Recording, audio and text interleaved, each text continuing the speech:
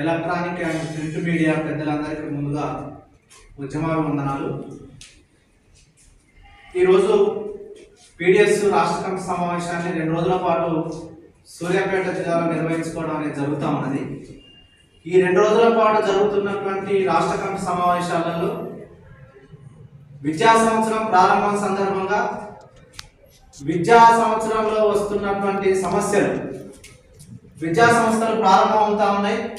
విద్యార్థులకు కావాల్సినటువంటి సరైనటువంటి సౌకర్యాలు లేమితోని విద్యా సంవత్సరం ప్రారంభం అవుతున్నటువంటి సందర్భాన్ని మనం చూస్తూ ఉన్నాం.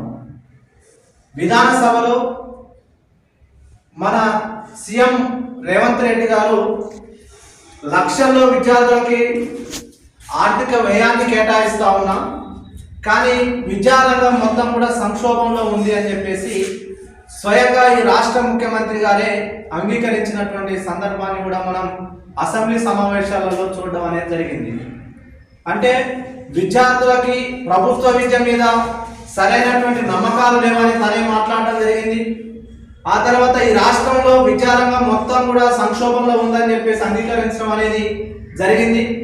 ఉపాధ్యాయుల మీద కూడా ఒక నింద ఆరోపణ కూడా చేయడం అనేది జరిగింది. అంటే ఉపాధ్యాయులు అందరూ సామాజిక బాధ్యతతో లేకోకుండా వృత్తి నిబద్ధతలో లేరు అని చెప్పేసి కూడా తను మాట్లాడడం అనేది జరిగింది.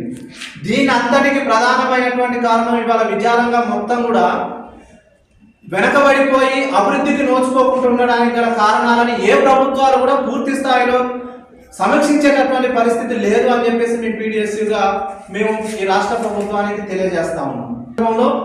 ప్రైవేటు పరమైనటువంటి పెట్టుబడులు సంక్షేమ రంగంలో ఉన్నటువంటి ప్రైవేటు విద్యారంగంలో ఈ విద్యారంగంలో పెట్టుబడులు ఎప్పుడైతే వచ్చినాయో ప్రభుత్వం వైపు నుండి బడ్జెట్ కేటాయింపుల్లో అతి తక్కువగా వచ్చినటువంటి పరిస్థితులని మనం చూస్తూ ఉన్నాం. తరగతి గదుల నియామకంలో వెనుకబడిపోయినాయి, ఉపాధ్యాయులను కేటాయించడంలో వెనుకబడిపోయింది. కాబట్టి ప్రభుత్వం చెప్పేటటువంటి లెక్కల ప్రకారం ఒక్కొక్క విద్యార్థికి ₹1,00,000 పైగా కేటాయిస్తామని చెప్తా ఉన్నారు, కానీ ఆ ₹1,00,000 ఉపాధ్యాయుల జీతభత్యాలు ఉన్నాయి, బోధనేతర సిబ్బందులకు సంబంధించినటువంటి జీతభత్యాలు ఉన్నాయి. అదేవిధంగా పాఠశాలలో కరెంటు బిల్లుల నిర్వహణకు సంబంధించినటువంటి బిల్లులు కూడా ఆ బడ్జెట్లోనే రూపకల్పన చేస్తున్నటువంటి పరిస్థితిని మనం చూస్తా ఉన్నాం.